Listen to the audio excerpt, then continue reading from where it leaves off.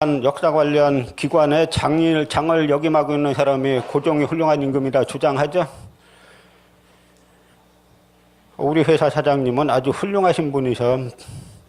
조상 대대로 아주 좋은 기업을 물려받으셨는데 아주 너무 훌륭하신 분이세요. 그래서 그 회사 어떻게 됐는데 망했어. 말이 된다고 생각하세요? 한 임금을 평가할 때는 그때나 지금이나 한 임금, 한 대통령을 평가할 때는 잣대가 냉혹해야 됩니다. 일반 장삼이사가 아니에요. 조금 고종과 민비의 정책은 지아버지하고는 거꾸로 하는 겁니다. 모든 걸 거꾸로 하는 거예요. 요즘 들어서 보면 대한민국 민비를 갖다 국모네 뭐네 해가지고 띄우죠? 정신 나간 짓들 다 하는 거예요. 띄울 사람이 그렇게 없어가지고 민비에 대해서 조금이라도 그게 있으면은 조금이라도 역사적 인식이 있으면은 국모라면은 민비가 역사에 긍정적인 역할을 한 적 딱 한 번 있어요. 뭔지 아세요? 일본 놈한테 맞아 죽은 거. 그거 하나 있어요. 당시 이모군란이 왜 납니까? 이모군란 때 도망가죠? 자, 도망가다가 저 여주 쪽 이렇게 도망가다가 어느 마을에 갔어요. 그러니까 어떤 할머니가 낭자도 난리를 피해서 왔구려 하더니 그 할머니가 뭐라고 했냐면 그놈의 왕비인지 뭔지 때문에 낭자 고생이 참 많구려. 그랬다가 다시 복귀하고 난 다음에 그 노파 찾아라. 못 찾으니까 어떡한 줄 아세요? 그 마을 다 죽였어요. 훌륭하다 뭐다 하려면은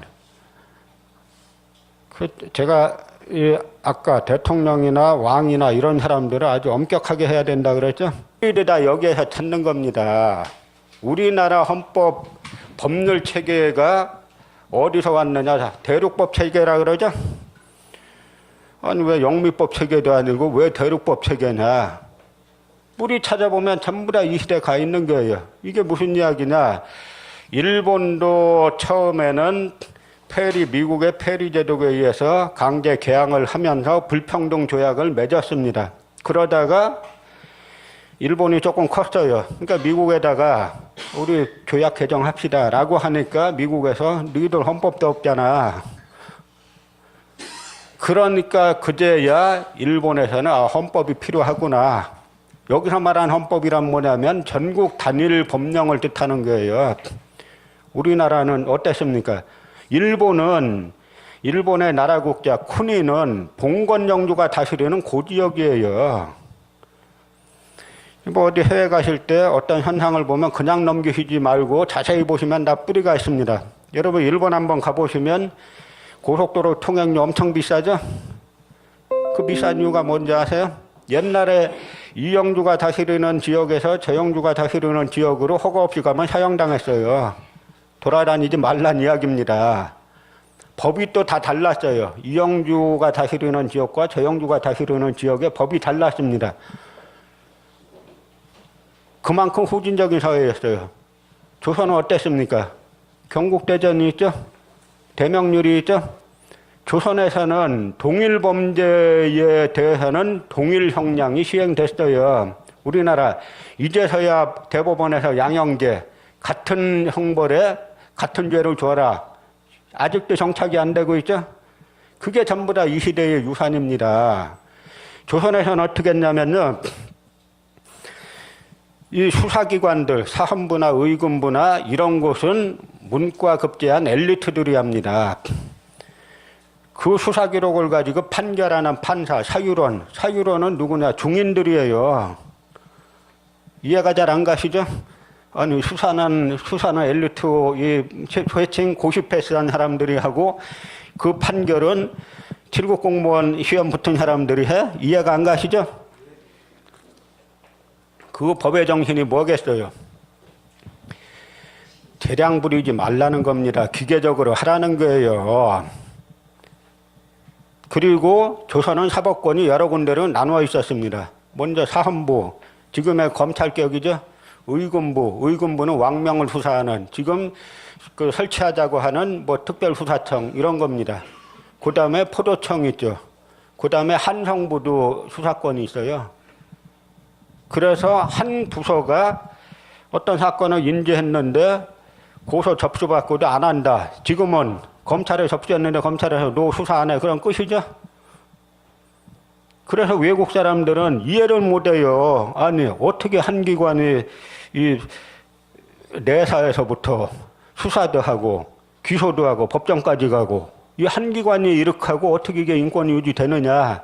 외국은 이해를 못해요. 근데 우린 당연히 그런 거로 알고 검찰 세다 이렇게 이야기해왔죠.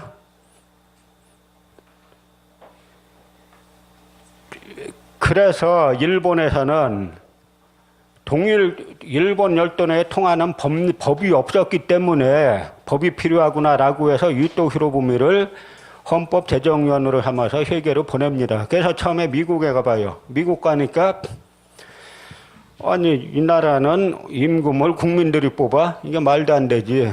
해가지고 유럽으로 갑니다. 유럽 가봐서 영국을 가봐요. 영국은 국왕제는 국왕제인데 어디에 권한이 셉니까? 의회의 권한이 세죠? 국민이 선출한 의회 권한 세네. 이것도 아니지. 여러분 우리나라 언론 신문들 보면은 항상 국회 비난하죠. 국회 잘못하는 거 많이 있습니다. 그러나 국회 무용론 펼치고 이게 다 언제 때 이야기인 줄 아세요? 1930년대 일본에 이 소위 말하는 유신, 일본의 유신 주창하는 게 두 번 있어요. 한 번은 이때 메이지 유신이 있고, 메이지 유신은 헌법을 국민들에게 만든 거기 때문에, 만들어서 제정해 준 거기 때문에 메이지 유신은 진보적인 의미가 있는 겁니다. 그런데 1930년대 일본 이 정치군인들이 일으키는 게 1930년대 소아유신이란 거예요. 히로히도의 그 그때를 갖다가 이제 소아라 그러죠. 소아유신인데 이때 일본은 누가 주도하냐면 이 정치군인들의 뿌리가 뭐냐면 일본의 이 유년 군사학교라는 게 있습니다. 12살 무렵의 애들을 갖다가 이 유년 군사학교는 문부성, 지금의 우리로 치면 교과부 산하가 아니라 국방부 산하예요. 12살이면 지금 초등학교 몇 학년쯤 됩니까? 중학교 한 2학년쯤 되겠죠? 1, 2학년? 아니면 초등학교 9학년쯤 되죠? 이때부터 얘들은 군사교육만 받는 겁니다. 그래서 유년 군사학교를 나오고 그 다음에 육군사관학교를 나오죠. 이들이 일으키는 게 다 만주사변이고 이 태평양전쟁이고 다 이들이 일으키는 건데 이들이 1930년대 초반 가면은 소령, 중령, 대위 이쯤 돼요. 이들이 끊임없이 쿠데타를 일으키는 거예요. 이들이 일으키는 쿠데타가 소아유신입니다. 항상 명분은 천황봉대, 군부 직접 통치. 그러면서 없애려고 하는 대상이 뭐냐면 항상 국회와 정당과 언론. 이걸 국도로 탄압하는 겁니다. 그 뿌리가 한국 언론들 툭 하면 나오는 그 뿌리가 거기에 기대고 있는 거예요. 이 소아유신 일으킨. 국회의원들은 좋든 싫든 유권자 눈치를 볼 수밖에 없습니다. 안 그렇습니까? 관료들이 눈치 보겠어요? 관료들은 철밥통이에요. 신경 안 써도 됩니다. 그래서 이토 히로부미가 영국 가보니까 영국은 의회의 권한이 세네. 이것도 우리한테 안 맞아. 그 다음에 가는 게 프러시아로 가는 겁니다. 독일은 황제권이 강해요. 아, 이게 우리 일본한테 맞다. 그래가지고 온 게 이 이토 히로부미가 프러시아 헌법을 채택한 게 지금 우리나라가 아직도 이 소위 말하는 대륙법 체계를 유지하는 시스템이 거기서 나오는 거예요. 그러면서 우리의 전통 법 체계는 다 파괴가 된 겁니다.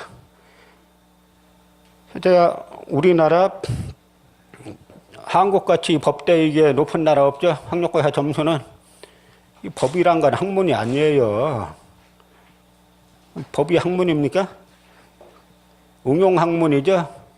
그냥 달달달달 외워서도 뭐하면 징역 얼마, 벌금 얼마, 이거지. 학문이 아니에요.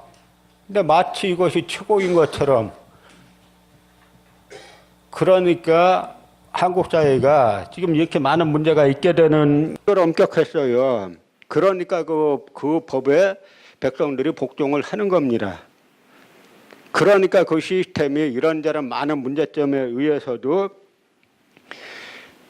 500년 가까이 올 수 있었던 그 배경이 이런 데 있는 거예요. 제가 이제 조선 후기 비판은 많이 했습니다만 조선이란 사회는 상당히 뛰어난 부분도 있고 후대에 노론이라 한당파가 일당 독재를 하면서 많이 이제 무너진 부분들이 있죠. 그러나 우리 선조들이 만들었던 좋은 제도들은 지금 되살리면 됩니다. 그럼 당시 조선이 갖고 있던 이 권력 견제 기능 이거는 세계 최고예요. 조금 더 말씀드리면 조선에서는 센 기관이 뭐냐면 양사라고 불렸던 사헌부 사관원인데요. 이 관료들은 젊은 사람들입니다. 이 사람들에게 뭐가 있냐면 탄핵권이 있어요. 영의정이고 뭐고 문제 있으면 다 탄핵합니다. 그런데 그 탄핵 제도 중에 뭐가 있냐면 풍문 탄핵제. 저 누구 영의정 보니까 뭐 누구하고 이 소문이 어디 돈 먹었다는 소문이 있더라. 그럼 탄핵하는 거예요. 그럼 어떻게 되냐면 풍문에 의해서 탄핵받으면 조선에서는 무조건 사표내는 게 관례입니다. 무조건 사표내요. 그래서 한번 그런 이의제기가 됐어요. 풍문 탄핵은 너무 심하지 않습니까? 그 사실관계로 조사해야 되지 않습니까? 하니까 사헌부에서는 그런 풍문이 그런 소문이 돌게 처신한 당신이 잘못이다.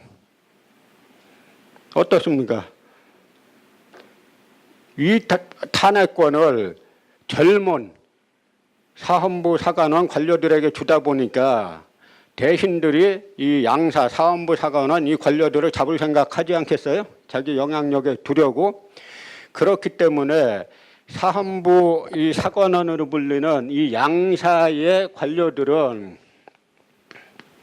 이 양사의 관료들의 인사권은 누구한테 줬냐면 이조 판사한테도 안 주고 이조 참판에게도 안 줍니다. 이조 전랑이라는 지금으로 치면 한 국장급 정도 되는 사람에게 이 막강한 백관에 대한 탄핵권이 있는 이 부서에 대한 인사권은 거기에 줬어요. 이조 전랑에게. 그러면 이조 판사나 영의정이나 이쪽 사람들이 그러면 저 이조 전랑을 장악하면 되지 않느냐 이렇게 생각하지 않겠습니까? 그걸 막기 위해서 이조 전랑 제도는 자천제예요. 자기가 다른 자리로 갈 때 후임자를 자기가 정하고 갑니다. 그런데 후임자를 정할 때 그러니까 자기하고 친한 사람 하지 않겠어요? 이걸 막는 제도가 뭐냐면 소위 사론이라는 겁니다. 사론. 선비사자, 사론, 선비들의 의견. 만약에 후임자 추천했는데 저 후임자가 뭐 어디 돈 받았다는 소문이 있다 뭐 하면은 사론의 버림을 받아. 그럼 끝나는 거예요. 선비로서. 그 명예를 가장 중시하는 겁니다. 그래서 사헌부 사관원 관료들은 예를 들어서 임금에게 무슨 문제가 있는데 임금에게 쓴소리하기 좋겠습니까? 쓴소리하다 감옥 가기 딱 맞죠. 심지어 그런 말도 있어요. 세종 때 어떤 말이 있냐면 오늘은 사헌부 관료가 와가지고 폼 잡고 출근하지만 3일만 지나면 의금부에 오라지어가지고 의금부 관료들이 오라지어갖고 이 의금부 감옥에 갇힐 거다. 그런데 이 사헌부 사관원 관료들은 감옥에 갇히는 것보다 더 무서운 것이 사론의 저촉을 받아 이거예요. 저 인간 저거 이 선비인 줄 알았더니 지금 소문이 누가 돈 먹었다 뭐 어쩌고 파다한데 저거 말도 못하고 있네. 저런 놈이었어. 이게 죽기보다 싫은 거예요. 그러니까 이런 시스템이기 때문에 누구도 감히 부정부패 뭐 조선에서 영의정이 뭐 남의 뭐 뺏고 뭐 했고 그건 상상을 못하는 겁니다. 우리 선조들이 그런 제도를 만들어 놨어요. 이 제도를 다 파괴한 게 일본인들이 파괴한 거예요. 여러분 지금 우리가 쓰고 있는 한국어 이게 정상이라고 생각하세요? 세종대왕이 처음에 훈민정음을 만드실 때는 R과 L, P와 F, B와 V 이거 다 구분하게 만들어 놓으셨어요. 세종대왕이. 지금 구분됩니까? 매일 한글날만 되면 뭐라 그래요? 세계에서 가장 과학적인 뭐 한글이다 어쩌고 뭐 표문자다 세계에서 가장 과학적인 표현 문자가 왜 이렇게 구별 못하는 게 많아요? R과 L도 구분 못하고 P와 F도 구분 못하고 B와 V도 구분 못하고 이게 절름발이지 무슨 세계에서 가장 과학적인 표현 문자예요. 세종대왕이 이렇게 만들지 않았어요. 왜 이렇게 됐느냐? 1912년에 일본이 우리를 점령하고 나서 언문 철자 표기법을 만들어요. 그거 한글로 옮긴 데다가 1930년대에 두음법칙이란 걸 하나 집어넣습니다. 여러분, 두음법칙이 말이 된다고 생각하세요? 앞에 리을 발음이 나오면 리을로 해야지. 전 세계가 리을 발음을 다 안 하면 또 모르죠. 그렇죠? 전 세계가 다 리을 발음 하는데 왜 우리만 못하게 국가에서 이 교육 시스템, 이게 다 이토 히로부미가 만든 교육 시스템에서 아직도 살고 있는 게요. 이토 히로부미가 자꾸 역사 얘기하다 보면 자꾸 얘기해가지고, 근데 이토 히로부미가 조선 통감 시절에 사립학교령이라는 걸 만들고, 그 다음에 조선 총독부에서 조선 교육령을 만드는데 그 시스템에서 하나도 변하지 않았어요, 지금. 공부를 어떻게 시키냐? 단절시킵니다. 학제와 학제 간 공부를 단절시켜요. 문사철은 원래 하나입니다. 원래 문사철보다는 철학은 일본식 용어고 우리는 나라 경영하다 하는 문사경이라고 해야 더 정확한 개념인데 어쨌든 이게 다 하나였어요. 나누어지지 않았어요. 조선 총독부가 다 나눠놓은 겁니다. 남의 학문 하지 마. 저보고 전공이 뭡니까? 한국사죠. 그럼 꼭 물어봐. 한국사에서 어디입니까? 논문은 근대로 썼지만 고대부터 다 합니다. 그럼 어떻게 다 하십니까? 그걸 갖다 인터넷에서 욕하는 인간들이 있어요. 아니, 당연히 이 역사 공부 제대로 하시려면 두 도구가 필요해요. 사물을 바라볼 때. 하나는 망원경이 필요합니다. 사물을 넓게 봐야 되고 또 하나는 현미경이 필요해요. 그러나 멀리 보지 못하고 처음에 깊은 우물을 팔 때 지하 100m 팔려면 여기 상당히 넓게 파야 되죠. 처음에 지하 100m 파는데 요만큼 하면은 1m 파고 끝이죠. 그런데 우리는 사방 1m짜리밖에 못 파게 합니다. 아니 왜 근대로 학교한 사람이 왜 조선시대 해? 조선시대 한 사람이 왜 고대 해? 왜 그런지 아세요? 분절시켜놔야 진리에 도달 못하게 돼 있는 거예요. 나눠놔야 석권을 다 통합되면은 일본 이게 잘못됐네 라는 게 금방 나오죠. 1948년 8월 15일을 건국절로 하자 한때 주장했었죠. 여운형 등이 만들었던 건국 준비하고는 여러분 같은 용어 썼다고 같은 의미가 아니에요. 아주 다른 겁니다. 지금 말하는 건국절은 뭔지 아세요? 독립운동을 다 말살하자 이거예요. 왜냐? 자기는 뿌리가 그쪽이니까. 독립운동이 뿌리 아니에요. 이 건국절 주장하는 사람들은 자기네 뿌리를 친일로 보는 겁니다. 일본이 우리 점령한 걸 아직도 나쁘다고 생각 안 하는 사람들이에요. 그래도 우리 그것도 하나의 관점인 것처럼 받아들이죠? 여러분, 독일에서, 스위스에서, 이 유럽에서 나치만 하면 어떻게 되는지 아세요? 잡아 가둬요. 근데 우리는 오히려 그런 사람들이 주요 요직 차지하고 있죠. 코로나에서도 집어버린 인물이 조중웅인데 둘이 데라우트를 만나러 가죠. 기자들이 막 몰립니다. 오늘이 디데이 아니냐 하니까 이완용이 오늘은 디데이 그런 날이 아니고요. 일본에 수해가 났길래 이거 위문차 온 겁니다. 들어가서 30분 만에 나와요. 그러니까 기자들이 아닌가 보구나. 나라 팔아먹는 협상을 30분 만에 끝낼 수 있겠느냐. 근데 이미 이인직을 통해서 했다는 건 몰랐죠. 이때 이완용과 데라우트 사이에 이견이 딱 하나 있어요. 뭐냐? 조선 임금의 대우는 어떻게 해줄 겁니까? 라고 하니까 데라우트가 왕으로 봉해주겠다라고 하니까 이완용이 그러지 마시고 대공으로 하시면 어떻게 했습니까? 대공이 뭡니까? 왕이 아니죠? 인조반정 논리 그대로 나왔죠? 조선 임금은 왕이 아니다. 그런데 일본에서 에이, 그렇게까지 할 수야 있나? 왜냐? 한때 어쨌든 허울뿐이지만 황제로 봉했던 인물을 왕도 아닌 대공으로 격화시키면 감정이 안 좋겠죠. 그래서 일본에서 선심 써가지고 이왕으로 봉한 겁니다. 그런데 이인직을 지금 대한민국 교과서에서 뭐라고 가르치고 있어요? 제 일위관지해야 된다 그랬죠? 대한민국 교과서는 아직도 이인직을 갖다가 선각자라고 가르치고 있어요.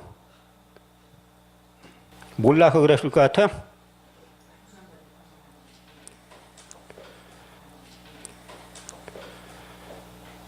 모르는 게 아니에요.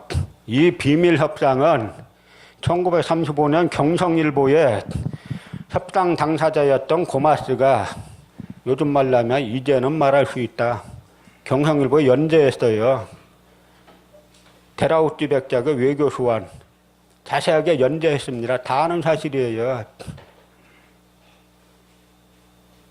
여기에서 슬슬 감이 잡히시죠? 우리가 지금 무슨 교육을 받고 있는지, 우리 상고사가 왜 잘못됐는지. 일본 구급화 교육 받고 있는 게 지금 고종이 개화정책을 썼다. 개화정책 채택한 거 잘한 겁니다. 그러면 개화정책을 채택하려면 어떻게 해야 됩니까? 혼자 정치할 수 없잖아요. 괴화파를 중용해야 하지 않습니까? 괴화파가 두 종류가 있어요. 하나는 김옥균 중심의 급진 괴화파. 우리 역사에서 김옥균은 상당히 저평가된 겁니다. 나중에 일본에게 먹히고 난 다음을 잡고 가지고 그 시대를 바라보는데, 우리가 친일파를 바라볼 때도 몇 가지 시대 구분을 해야 돼요. 1905년 이전에 을사늑약 이전의 친일파 중에서는 애국자가 많습니다. 김옥균 같은 인물은 잘 나가는 노론 집안의 영의정 양자루가죠. 또 과거 장원급제자예요. 그 길로만 그냥 갔어도 이 김옥균은 자기 인생의 장밋빛이 보장됐는데 이렇게 가면 안 된다라고 해서 거기에 인생 걸었죠. 근데 그러다가 갑신정변 일으켰습니다. 나중에 고종이 뒤집게 해가지고 다 죽이죠. 그래서 급진개화파 사라졌어요. 그 다음에 누가 남아있느냐? 온건개화파가 남아있죠. 김홍집, 어윤중으로 대표되는 온건개화파. 온건개화파가 소위 갑오개혁을 하지 않습니까? 그러니까 갑오개혁 와중에 갑자기 돌발 사태가 발생해요. 그게 뭐냐면 고종이 러시아 공사관으로 도망간 겁니다. 여러분, 한나라 왕이 자기 공사관에 도망을 간다는, 외국 공사관에 도망간다는 게 말이 됩니까? 우리나라에 그런 일 두 번 있었죠? 한 명은 또 누구예요? 이 장면. 5.16 쿠데타 일어나니까 어떻게 했습니까? 깔멜 훈련원에 도망갔죠? 도망갔으면은 자기 총리, 그 당시 내각 책임자이기 때문에 자기에게 국군 통수권이 있어요. 도망갔으면은 비밀 연락망을 구축해서 진압해야 할 거 아닙니까? 3일 동안 안 나타나요. 이런 인간들 때문에 역사가 다 바뀐 거예요. 그래서 고종이 러시아 공사관으로 도망가서 최초로 내린 명령이 뭔지 아세요? 나라 망하니까 목숨 끊은 매천황현. 이 양반 대단한 천재입니다. 똑똑한 사람이에요. 나 이분의 글을 지금도 볼 때마다 탐복하게 되는데, 러시아 공사관으로 도망가서 내린 첫 번째 명령이 뭐냐면 경무관, 검경 간부들을 불러서 지금 갑오개혁하는 저놈들 다 역적이니까 때려 죽여라. 그래서 김홍집, 어윤중이 다 맞아 죽은 겁니다. 그래서 온건개화파도 다 사라졌어요. 그 다음에 누가 남아있느냐? 만민공동회의 있죠? 일반 시민들이 한.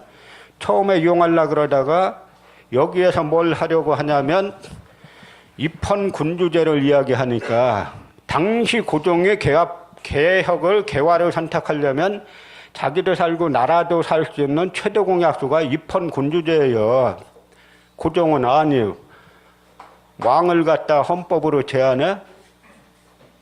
그래서 만민공동회 보부상들 시켜서 동원해서 다 때려 내쫓고 끝나죠. 그러니까 나중에 남아있는 건 이완용 같은 이 종자들만 남아있는 겁니다. 이완용은 처음부터 친일파가 아니에요. 일본의 정보보고로 보면은 이완용은 한때는 친미파, 한때는 친러파, 나중에 친일파 돼요. 그럼 뭡니까?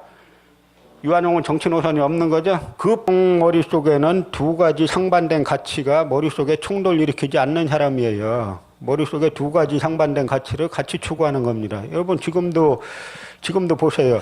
나는 경제 성장도 하고 복지도 하겠다. 그럼 그건 사기예요.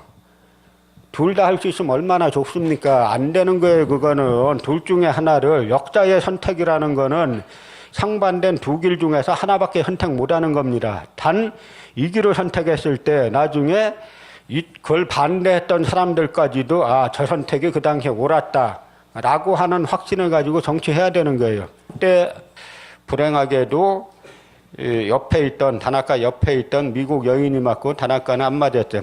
그러니까 이제 상해의 한인 그 독립운동가들, 이 민족운동가들에 대한 비난 여론이 일었습니다. 그런데 문제는 이 외교 독립론자들, 그러니까 이승만 같은 이 외교 독립론자들이 이들을 비난하고 나오는 거예요.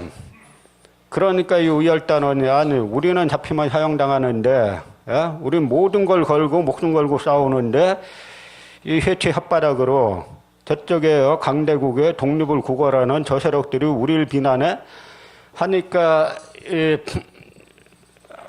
유자명이라든지 하는 김원봉이라든지 이분들이 북경에 찾아와서 단재 선생에게 선생님 이거 억울해서 못 살겠습니다. 하나 써주세요. 그래갖고 나온 게 이제 조선혁명선언이라는 명문장이죠. 강도 일본이 우리 국호로 없이하고로 시작되는 그 명문장이 그래서 나온 겁니다.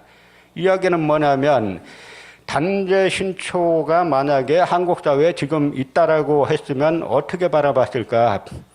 단재 신초는 심지어 안창호하고도 절교합니다. 왜 절교하는지 아세요? 이승만을 또 끌어들였다는 겁니다. 이미 나라를 팔아먹은 미국의 위임 청원한 인물을 갖다가 또 끌어들였다. 광화문에서 시위하죠. 태극기 흔들어 한쪽에는, 한 손에는 송족이 흔듭니다. 이게 말이 된다고 생각하세요? 자기가 우파든 좌파든 떠나서 왜 남의 국기를 흔들어요? 그렇지 않습니까? 대한민국 국기만 흔들면 되죠. 왜 미국 국기를 왜 흔드냐 이거예요. 이 논리하고 다를 바가 없는 겁니다. 제가 이리관지란 말씀 드리는 건 뭐냐면 주체를 이야기하려면 모든 걸 그 사관에서 바라봐야 되는 거죠. 나라 팔아먹은데 큰 공을 세운 인물들에게 조선 귀족령을 만들어서 귀족으로 봉해줍니다. 일제시대 때 귀족이 있었어요. 이 76명을 분석해보면 두 파트가 나옵니다. 하나 왕족들이 있어요. 조선은 망할만 하니까 망한 겁니다. 왕족들이 있어요. 왕족을 제외하고 당파를 할 수 있는 사람이 64명쯤 되는데 그걸 분석해보니까 남인은 한 명도 없습니다. 북인은 2명이 있어요. 소로는 6명이 있어요. 나머지 56명이 전부 다 노론이에요. 그런데 제가 이걸 분석해가지고 공개했더니 그 다음에 인터넷에 제 공격이 대단히 심해졌어요. 대한민국 탑시크릿을 건드린 겁니다. 근데 그거 아는 거 어려운 게 아니었어요. 왜냐하면 그 직후에, 나라 망한 직후에 조선 귀족열전, 조선 신사 대동보, 뭐 이따위 책 쏟아내가지고 자랑스럽게 공개했어요. 아까 이 나라 팔아먹고 일본에 부부동 받으러 간 사진 보셨죠? 이들은 그 당시만 해도 조선 귀족 된 게 나라 팔아먹고 그 대가로 아주 자랑스러웠습니다. 나라 망한 다음에 아주 극비로 삼았다가 그걸 갖다 공개하니까 그 다음에 공격 아주 심해진 겁니다. 그런데 이때 왜 이 사람들이 자랑스럽게 저렇게 일본 부부동방 가가지고 사진 찍고 조선 뭐 신사 대동보 조선 귀족 열전 이런 책을 왜 펴냈느냐? 그 시스템이 천년만년 갈 줄 알았어요. 미당인지 말당인지 서정주란 양반이 뭐라 그랬어요? 자기 친이란 거 물어보니까 일본이 그렇게 쉽게 망할 줄 알았나? 최소한 100년, 200년은 갈 줄 알았지. 시인이라 솔직하게 말한 겁니다.